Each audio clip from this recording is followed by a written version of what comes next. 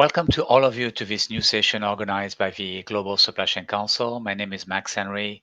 I'm running the organization. Very glad again to have you, all of you to join for this new discussion, which are going to focus today on transportation management. So we call that session Transportation Management in Focus, Building Resilient, Efficient, and Transparent Networks. During this discussion, was going to last about 55 minutes. We have invited a number of industry experts to discuss and share their insights about what's happening around transportation management and TMS and technology.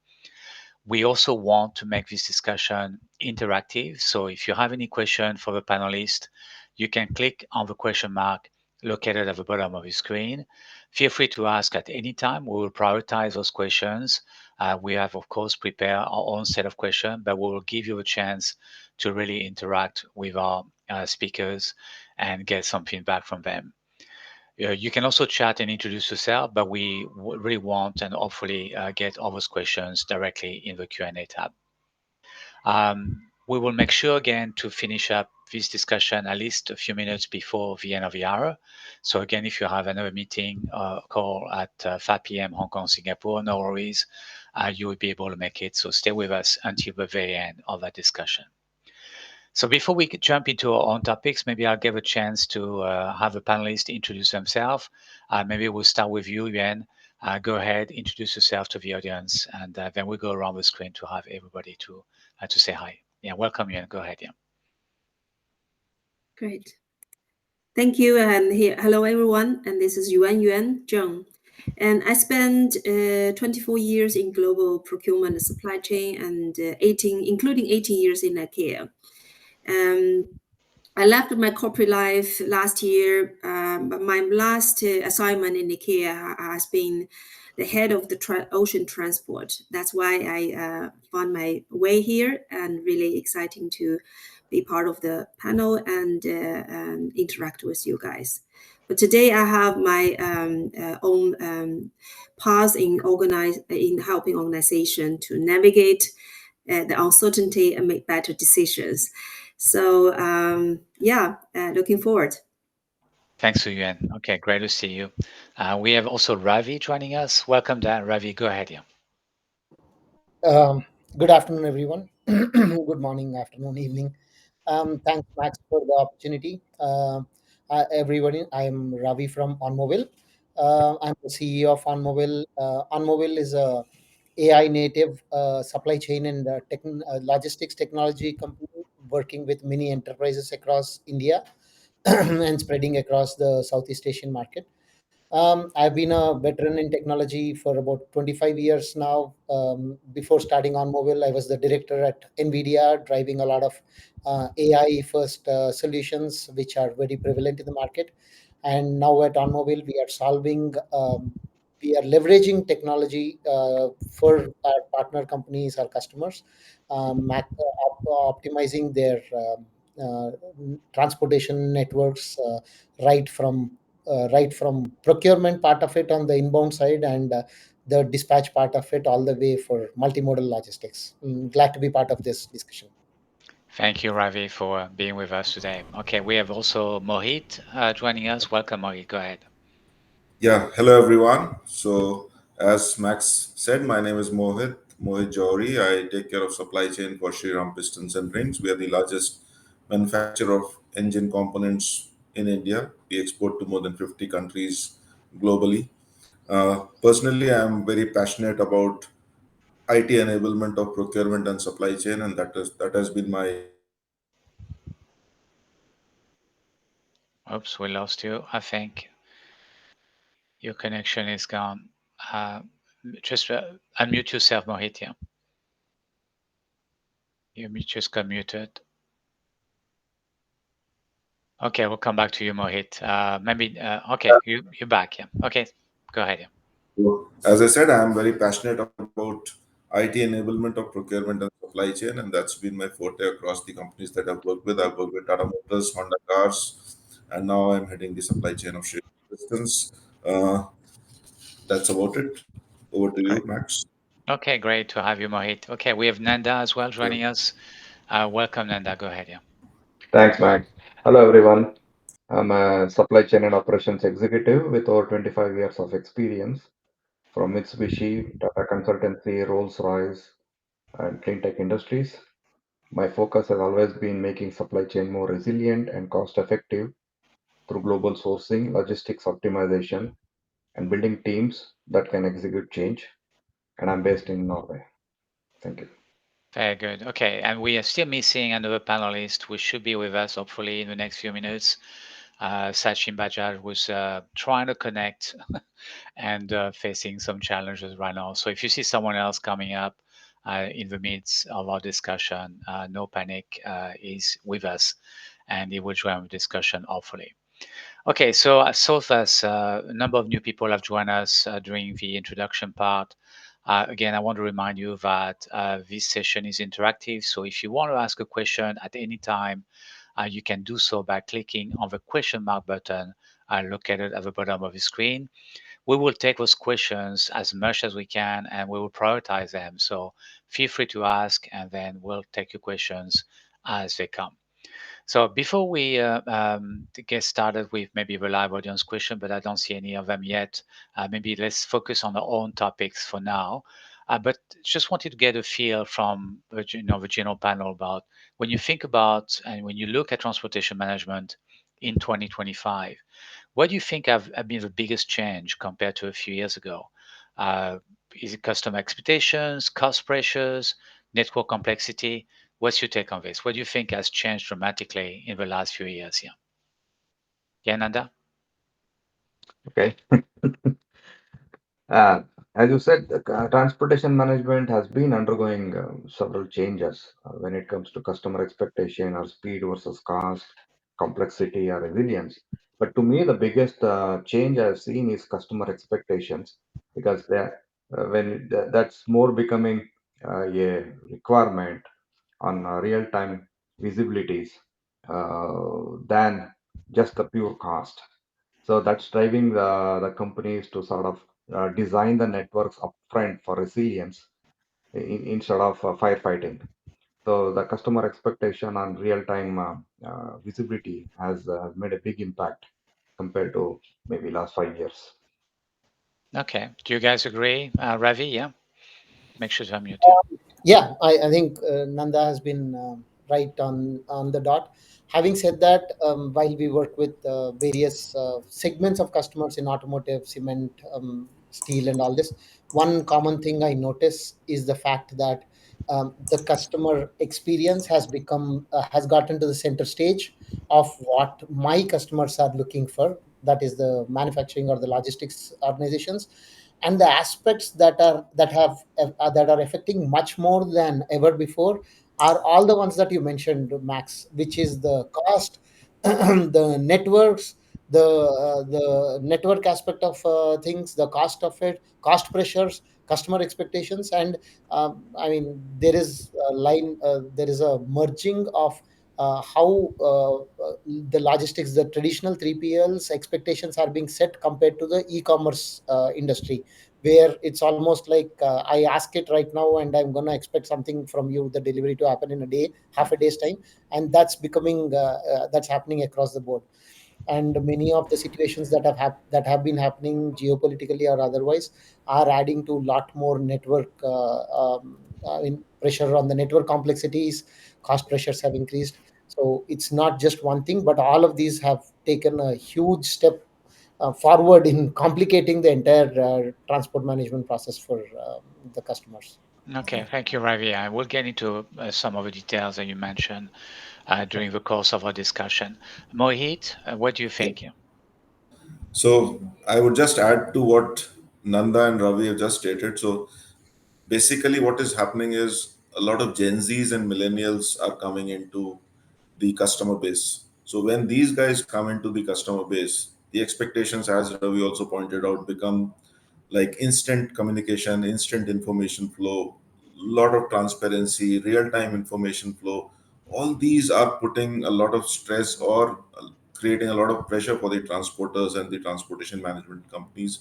And the other thing which is panning out simultaneously with this is there are too many players, and having too many players without any coordination or lack of integration and collaboration is further complicating the whole thing. So you have guys who are handling A part of logistics, you have the other stream which handles the B part of logistics. They don't seem to be talking real time to each other, and that is what is complicating the issues a little more.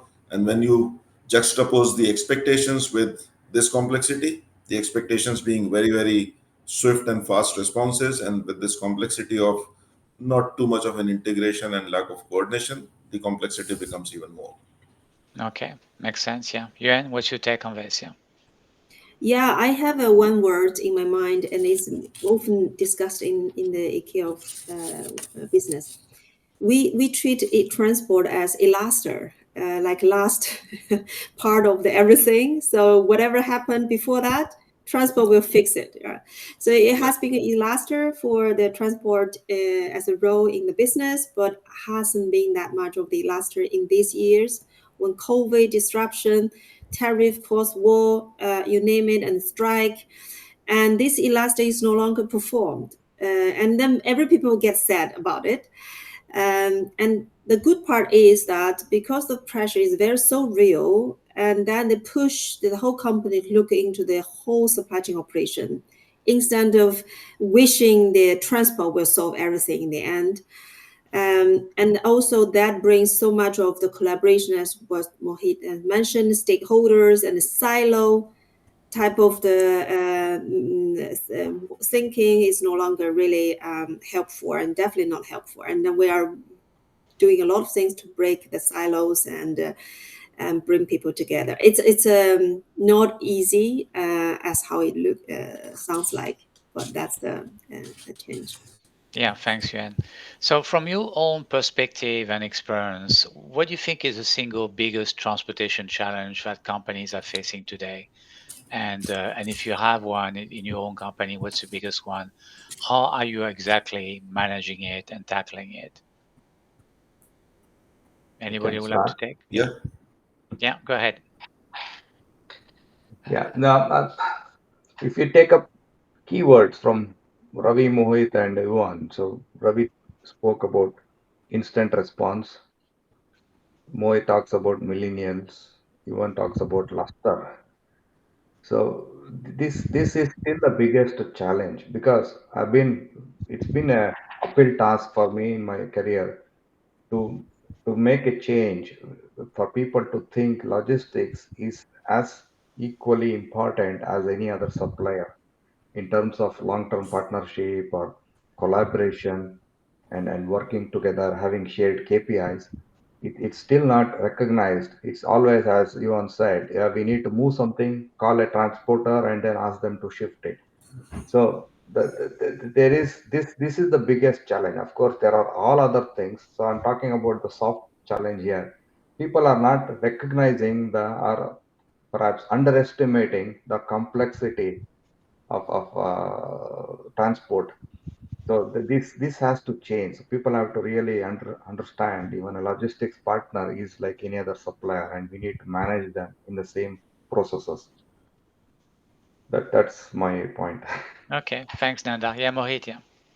Yeah. So if I were to go back to your question, which is the single biggest transportation challenge, I Yes. Yeah. guess we are living in T times, and I didn't mention anything the full form of T for that matter.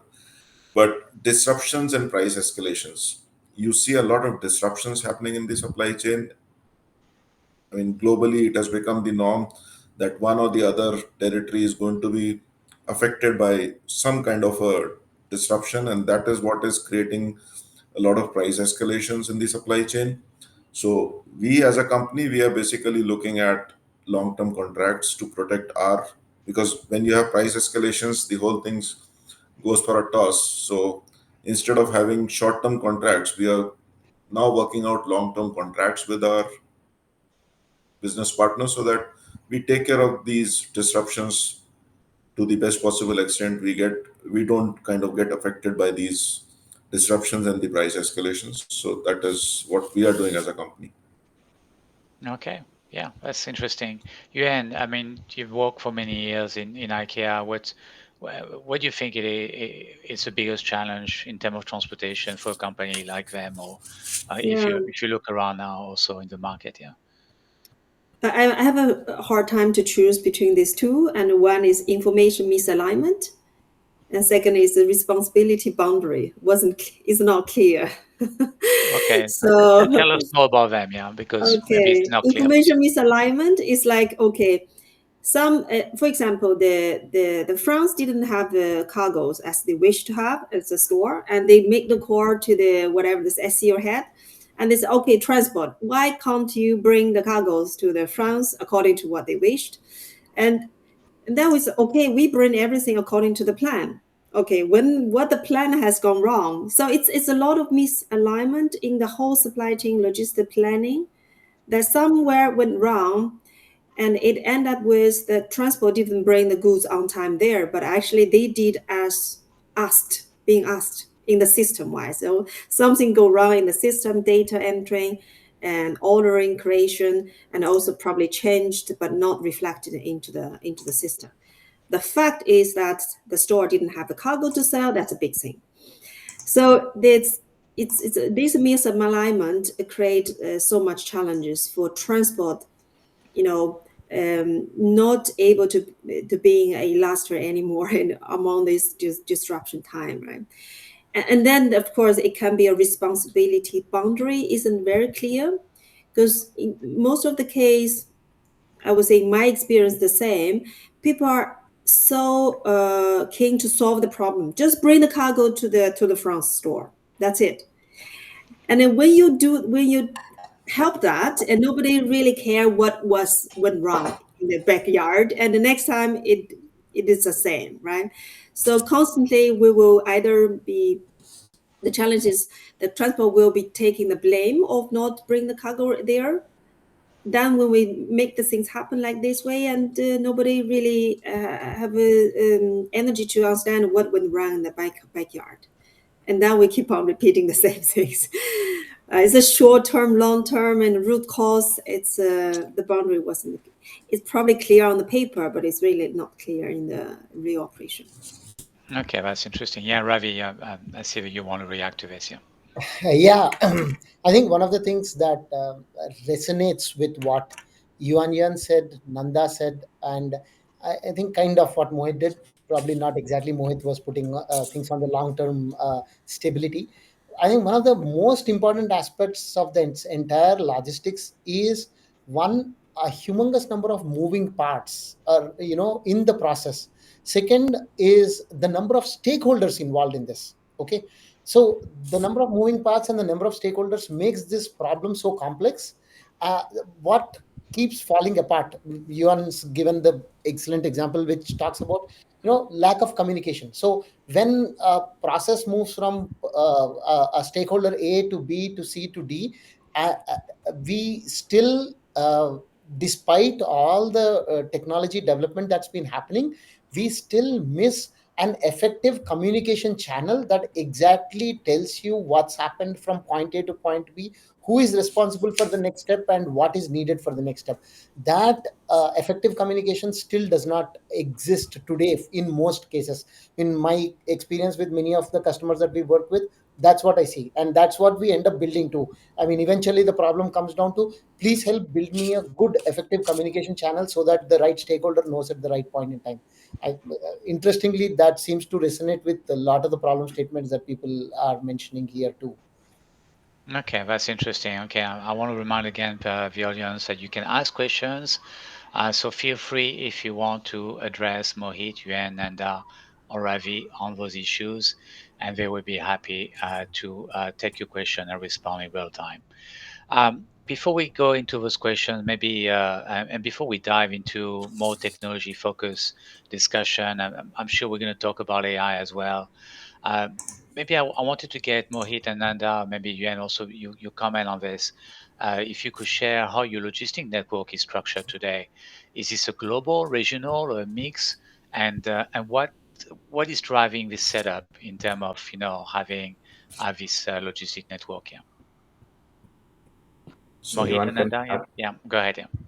yeah. No, I thought maybe Yuan can start first. Yeah, Mohit, go ahead. Yeah. Okay, you want me? So we basically, since we cater to all the OEMs and we can't be defaulting in supplies because then the end customer gets affected. So what we have done in or put in place is a hub and spoke kind of a model wherein we have warehouses near to the customer. So why warehouses? Because as I said, we can't be disrupting their production. Was I there or was I not there? He Okay. was there. Yeah, we heard you. Okay. Yeah. Okay. So since we can't affect or let our variables affect their productions, so what we have done is the hub and spoke, wherein we create inventories near to the customer. And the philosophy that we have changed by way of doing this is we always used to hear about just in time, the Toyota and the Japanese way of working. But COVID taught us few lessons of how not to make sure that you falter at the last mile by not getting one item and then the whole chain getting affected. So we have built our philosophy around just in case. So we protect the interest of our customers by creating or simulating all the possibilities of things not being available in time. So just in case is the concept whereby we make sure that the customers don't get affected, and that's where the hub and spoke model works for us. Thank you. Okay. Thank you, Mohit. Nanda, yeah. Yeah, so I can quote my example from my recent experience where we designed a global transportation network. So my mantra, as I can say, or a philosophy was very simple. Look for a global backbone of a when you design the logistics partner, but have regional execution. So that means that as Ravi mentioned about stakeholders, it was very important because we are exporting almost to 40, 45 countries from Europe. So it was important to have a global based partnership with so that you can leverage the volumes, you can leverage the cost, and you can leverage the KPIs, etc. But then give the ownership of execution to regional. So we need to have a mix. So the key is balancing the global leverage we have versus the regional execution for the best efficiencies, because the regional guys know the minute details and the global one is like a framework kind of an agreement. And this is very recently which we developed within last 6 months and implemented, and personally I feel that this is working. I've tried different ways of structuring these networks, but this one has been the most successful so far in my career. Interesting. Yeah, and do you want to react on this, on the logistic network? And Ravi, maybe you've used that as well on this, yeah. Yeah, go ahead, Yuan. Yeah, I very much resonate what Nanda has said. It's um, in the IKEA network. It's a massive one. It's a global central maintained, updated and reviewed, especially the big project, for example, where to build the DCs, where we reroute the cargoes for the new market and sales point. But yes, but the regional execution, operation feedbacks needs to be constantly collected, at least on a yearly basis, because we're doing tender in transport. Also, this is important information for tender. So if the network is not sufficient enough, we will pay extra money eventually. And it's very hard to detect that because transport, I don't know how you guys are organized. Transport in the care, we don't own network. So we are not like responsible for making network work. So we are a user of that and also input. But also like I think this part is the key is like when the network is works good effectively, and also from transport we are able to achieve also the better cost. So that's a big potential for improvement, at least in my eyes. Okay, thank you. Yeah, Ravi, what's your take on this? I mean, you're working with a lot of different clients across different. Exactly. Yeah. So we work with clients who are major manufacturers in automotive, FMCG, and other domains. And one of the common themes we look at it's never about global versus local networks, but it's about network optimization. That's what they come up with. Eventually, what they want to do, I think. Uh, I would reiterate the statement Mohit talked about, which is not just in time but just in case. And I think post COVID, the concept of just in case optimizations have gained much more traction than ever before. So while we have something where we help customers with network optimization. How do you optimize it? In fact, more than optimization, what I see higher interest in with the customers is about network modeling. I want to model my network and uh, have the ability to handle what if scenarios. I want to find out what if, let's say, there is a breakdown somewhere which is hurting my delays from customs from releasing my shipments fast enough. If that is getting delayed, how do I handle it? And so there is always a thought about balance, striking the right balance between a regional and a global network based on the category of the customers or the type of the customers that we are working with. So what I see is everybody is looking at not one versus the other, but a balance between both of these, a local network management versus a globalization, so that they can handle any disruptions very quickly. Okay, that's interesting. All right, so we have a few questions already popping up, and maybe I'll start taking them. If you click on the question mark, you will see them. And again, I invite the other audience and delegates to go ahead and ask a question. Let me take this question first from Aisha, who's asking, so how do you balance between using global forwarders and smaller local carriers in each region? Anybody would like to respond on this? Yeah, I can comment because I've used this. It's as I said, there are different ways of selecting logistics partners. So most of them select partners who really who also have hardwares. For example, they have their own trucks, warehouses, everything they own. So there is always tendency that they use their own uh, equipment. So, but there are different types of logistics partners who do not own any trucks. This is very similar concept like Uber or in the logistics, but they have the expertise, they have the soft skills, and then they can do all the RFQs, all the checking of the prices and the different lanes, optimizing them, and then they subcontract to regional trucking companies directly.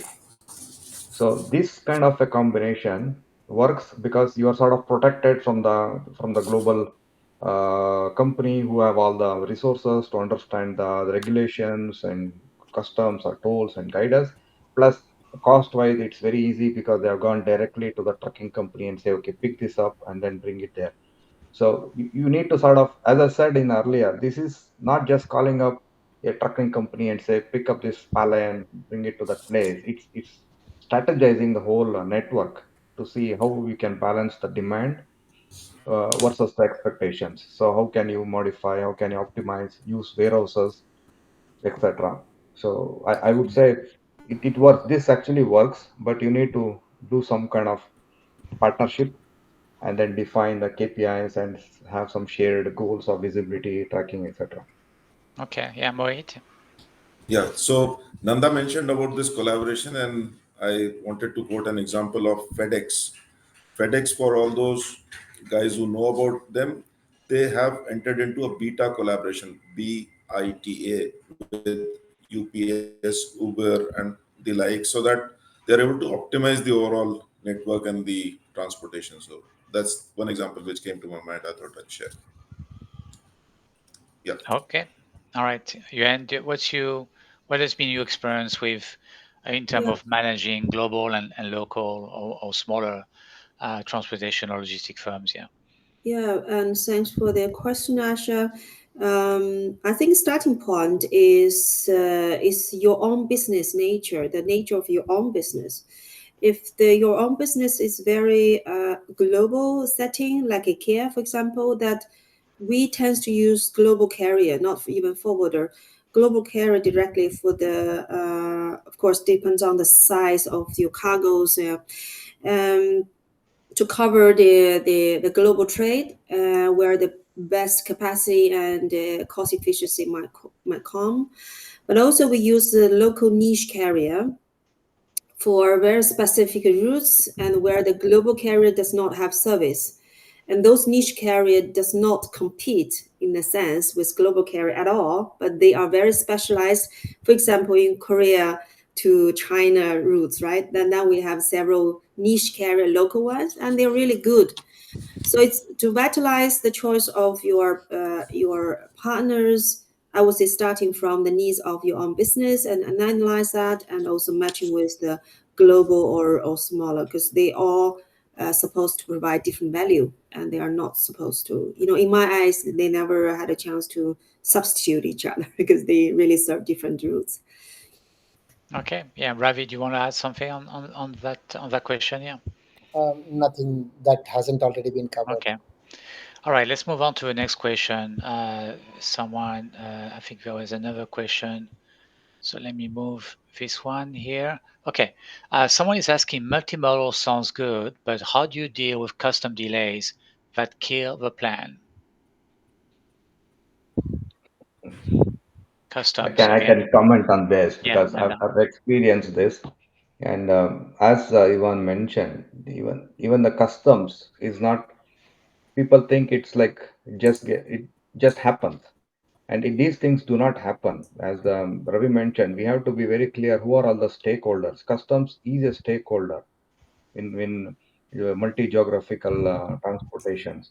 So it always starts with the best Incoterm. Is the Incoterm clear? Is the goods declared correctly? Are the forms filled up? Is every information available in hand? So that is why I mentioned about this global kind of a partner who sort of make sure that we have all the documentations clear. I've seen customs done within, people are ready to sort of stamp as soon as the goods arrive versus take several days with lot of questions being asked as what is this, where is it used, how is it used, etc. So we need to know what is the good we are transporting and from where to where, why, what are the commercial invoices, is the value correct. So all of this is important. So there is a lot of things we need to do. That means we need to have the competence or at least know that what we do not know. So it's very easy to blame customs or truck companies, say they are delayed, but 80% of the solution lies with the companies or the people managing the transport. Okay. Yeah, Mohit. Yeah, again, another example just to add on to what Nanda mentioned. So, Musk as a company, they use blockchain to avoid such kind of errors in documentation.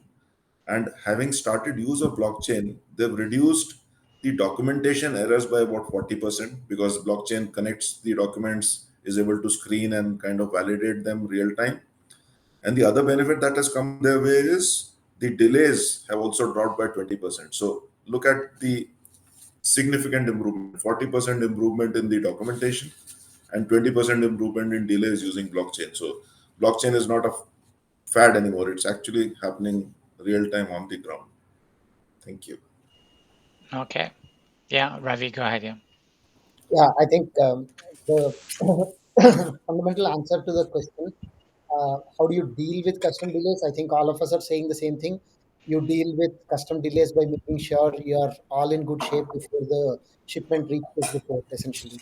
And there are multiple ways in which folks are handling it. Obviously, the best way is to ensure that your documentation is crisp, clear, and perfectly in time, in place before the goods shipment reaches the port. And one of the things we are doing for, let's say, our one of our customers is essentially leveraging the AI. I mean, with which helps them put all these documentations, dump all the documentations into the platform, and the platform keeps highlighting which aspect of a document is missing details, so that they fix it upfront, get all of them worked out, essentially get a sign off from the application saying that the documentation seems to be in order, which is true 99% of the case. It's never 100%, but 99% of the case, with better AI, we are able to do a better job at it and file that upfront, so that more likely than not, you're not having to get hit by customs. more it's multi-stakeholder platforms, you're better off actually having something, an automation that is going to validate all the documentation requirements before you actually go file it, so So that you AI basically helps you automate documentation to reduce the errors, right? automate documentation and document verification. Right. Document verification is the key part, Correct. because a simple mismatch in a HSN number can actually screw our happiness Correct. eventually when we are going to go file the whole thing, right?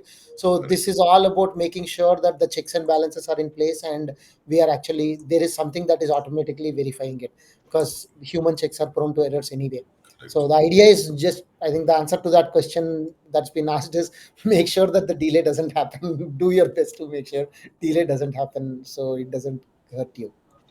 Yeah, and clearly the technology can help, and we can talk a bit more about AI as well a little bit later.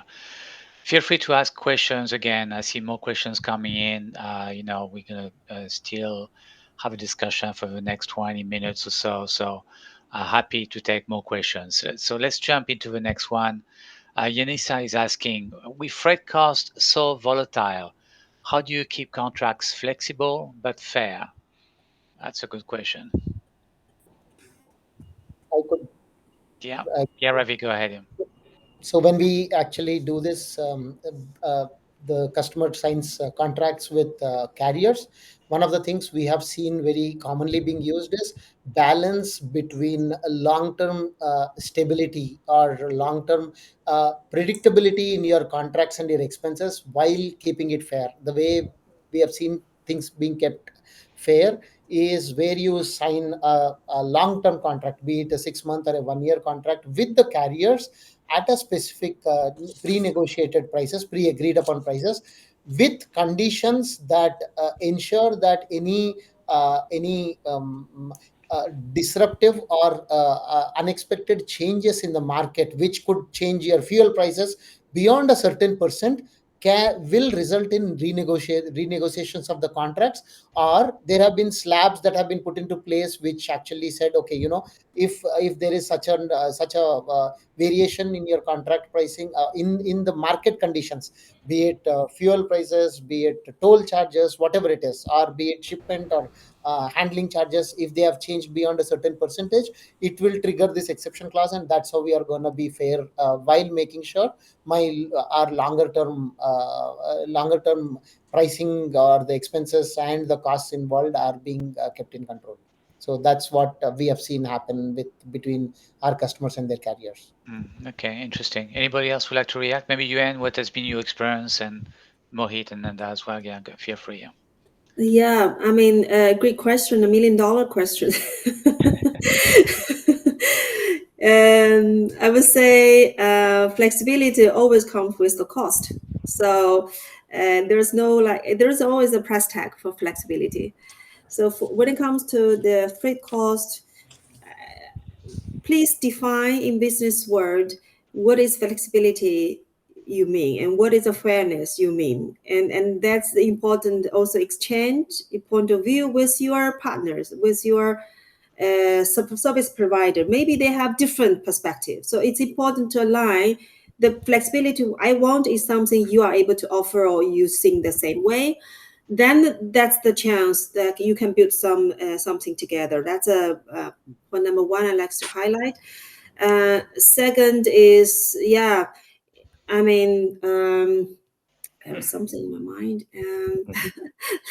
Yeah, if the partner you are having is a transactional partner, and also if you have like long-term strategic partner, as what Ravi was saying, the long-term ones, there's a very different foundation for you to approach with flexibility and fairness discussion, right? Transaction partner, it's like 1 or 2 times in short term. Well, and everybody trying to get the best, out of it, both your side and the other side. So it's very hard to become kind of fair, I would say. And long term, I think this is a chance that you really can build some good discussion around this topic and long term. Yeah. So it's really depends. But I would like to comment, Max, a bit on this because I think this is the whole or the crux of this whole conversation actually we are having. Because people saying freight costs are so volatile is almost close to a myth, because people have to realize the logistics costs are for a particular way of transport, particular size of the goods, particular goods weight, and the destination, the duration. It's as simple as booking our flight tickets. You book a flight ticket 6 to 7 months in advance, you know that your cost can be predictable. You want to change your class, you want to bring additional baggages, you want to go direct flight, you want to book immediately within the next 2 3 days. The cost varies. It's so the question here is the cost volatile, are the company's planning and expectations volatile? Because there, as Yvonne said, everybody just produces a part and say, okay, get it across, and the customer is expected to receive it in a day, and the planning and operations are finished is just 24 hours before, with no predictability. So the logistics guys have to just go and book a spot buying or spot transport instead of using a frame network or a frame agreement. So the whole organization, as Ravi mentioned, stakeholder and communication is essential. So everybody is part of this logistics. It's not just the logistics person or the warehouse person who's responsible for this. So people have to realize volatility is more with our way of working, our planning, our processes than the freight cost. I've managed the freight cost with same pallet, same weight, same goods, same duration or delivery time for over a year without even a dollar change. So it can work, but you need to be more disciplined. It's very simple to blame the freight cost. It's more, but what's the reason? Why didn't you plan? Why didn't you book 1 week in advance? Yeah. So that's Correct. the key here. Yeah, Mohit. Yeah, so the crux of the matter is you have to have long-term contracts with clearly defined indices, but the basic prerequisite for anything and everything to be efficient is good planning. So, good planning coupled with long term contracts with clear cut matrices and force majeure terms and conditions, because there's going to be some disruption which is unforeseen. So, you have to take care of the partner in case there is something of a force majeure that happens. But having said that, long term contracts are the way to go. Okay. All right. We have actually talking about pricing. We have a question. I think this is from Shandan, who's asking, can reverse auction actually help secure the best rates when choosing between different transport modes? Anybody has experience with reverse auction on this? Yeah, I Yeah. can say. First thing is you need to be very clear what are you transporting, and then do you need it like emergency transport or expedited or a direct. So there is lot which goes beyond the auctions. So the specification, as we can call it, is very key to it. If that, and then maintaining that is also key. I've seen this reverse auction prices are looks very good. People, you say one pallet 50 kilos from China to Europe, okay, $50, $100, and then you fix, and then you come up with a one and a half kind of pallet or a 65 kilos, and then this doesn't work.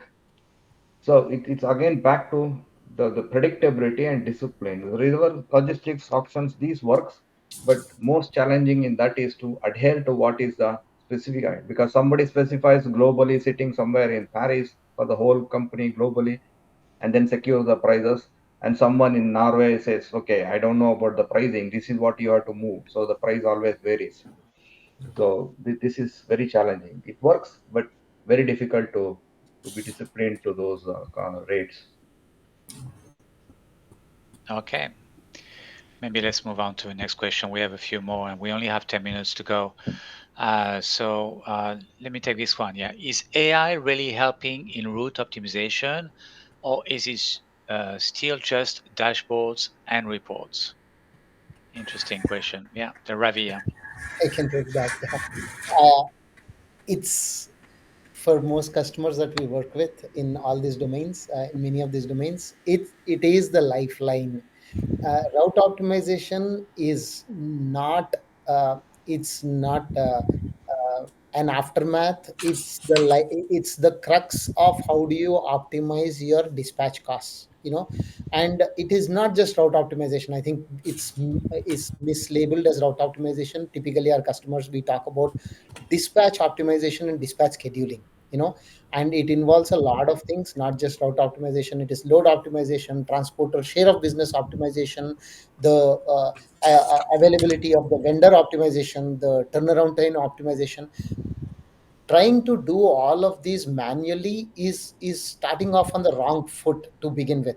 Having said that, I mean, legacy, many organizations are still doing it today because that's how it was, and we never had a better technology to support all these requirements so far.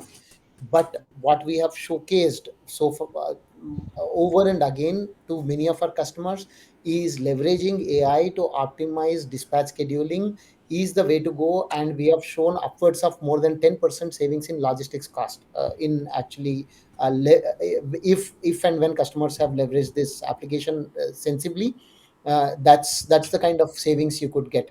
And these are not things that you can ever come back and say, I have optimally planned the routes or the dispatches when I did it manually. There is no way a human being could ever do it because of the nature of the problem involved in it.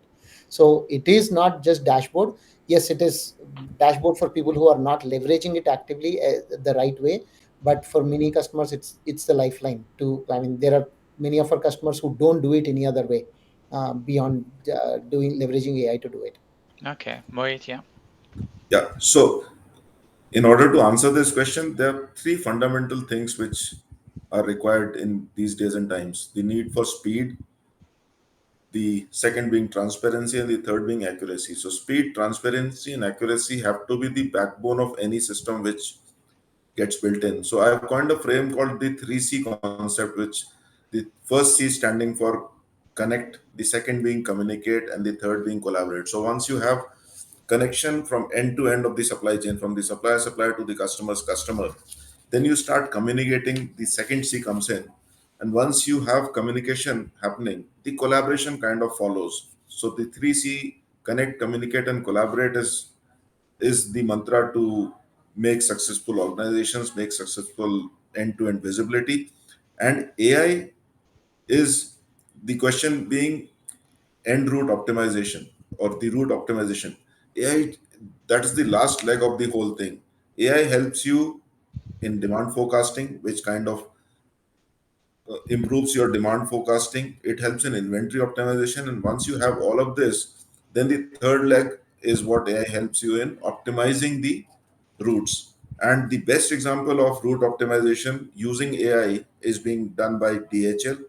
They use AI for route optimizations day in, day out. But the backbone is a healthy back-end information system wherein the demand gets forecasted properly, inventories are handled properly, and then obviously the last leg gets taken care of. So good planning, good demand forecasting leads to a better result using AI, of course. Thank you. Okay, thank you, Mohit. Yeah, Yuan. Yes, I think ideally AI is able to help on the route optimization to the level you wish. The point is that it needs to fit. The AI needs to be fit with the good quality of the data, and that's the data comes. The good quality comes first. First is, is the end to end, as what Mohit has mentioned.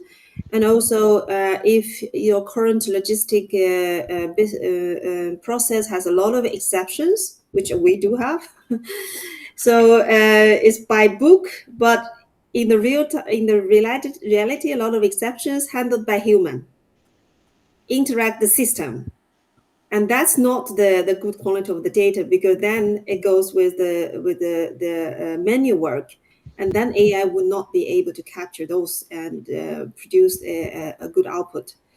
So to have the AI to help on the route optimization in a good way is to first build your own data system and with a quality, and that can happen. AI is a mean, is a tools to make it work.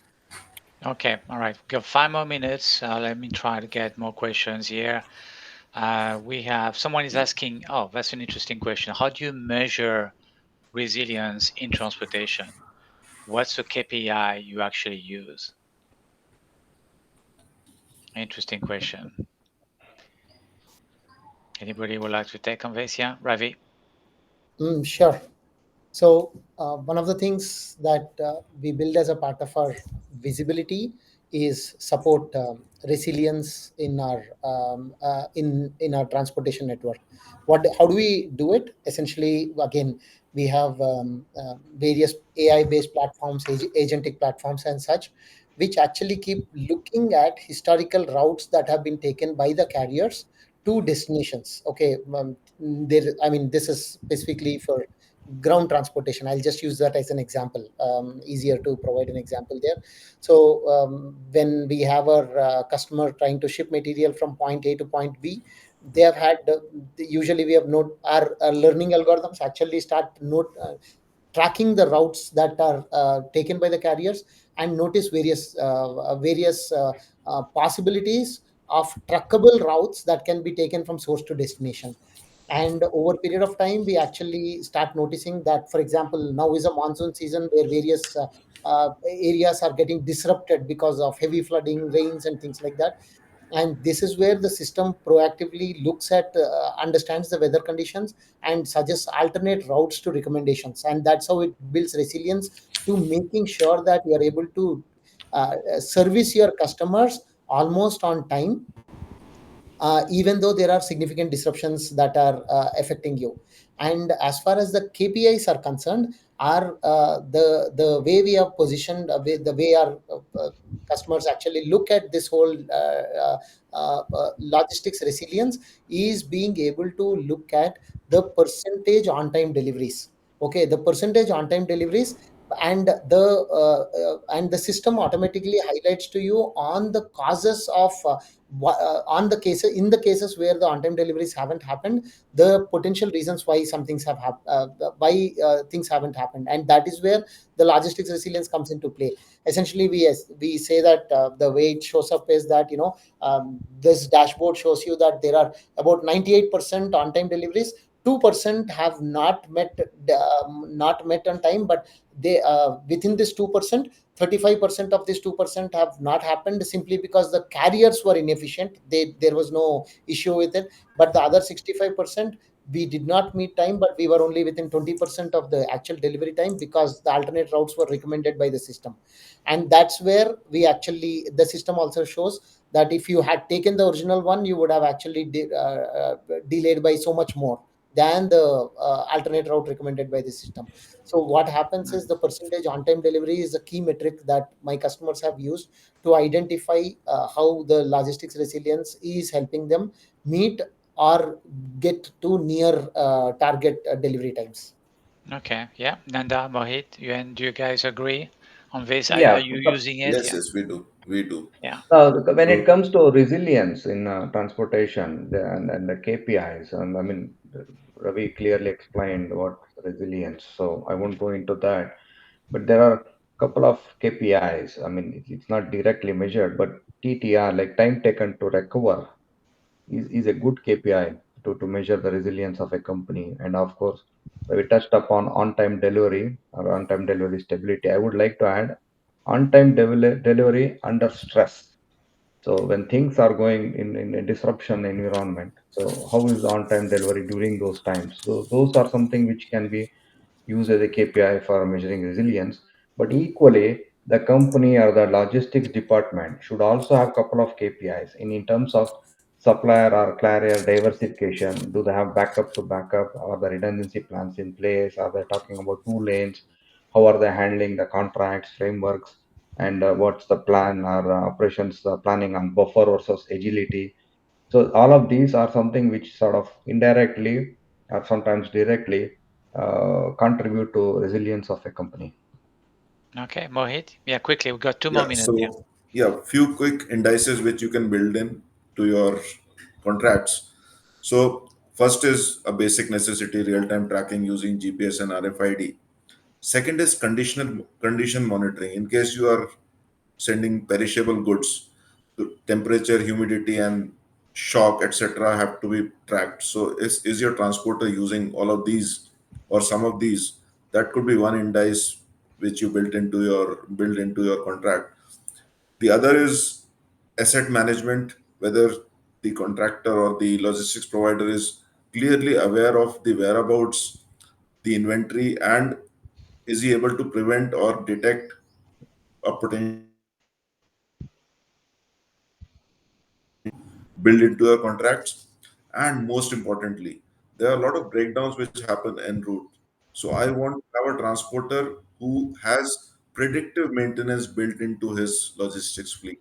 When I say predictive maintenance, his fleet should have real time indicators of what is going to go wrong in the next 1 week, 10 days, 1 month, so as to take care of those things in advance.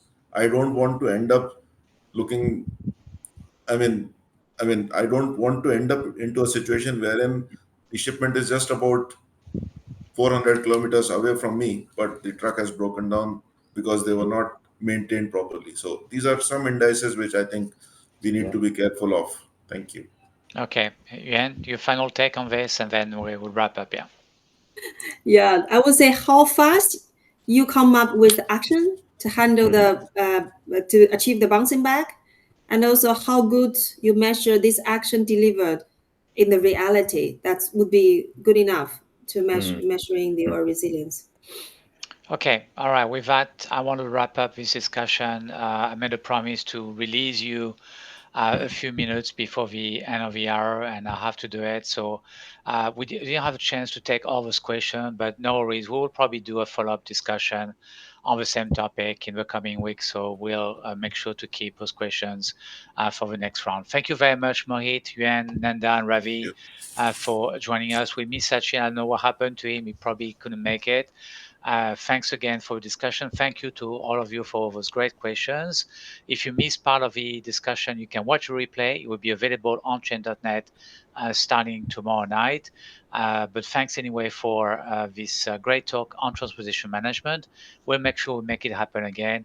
And we look again to see you at our next event. Thanks again, guys, and see you next And time. thanks, Max and Denny, Thank for you. having Thank you. us here Thank Yeah. you. You're all welcome. Thank together. you. Thank you so much, and namaste from India. Thank you. Thank you. Same Bye. here. Thank you. Bye. Bye bye.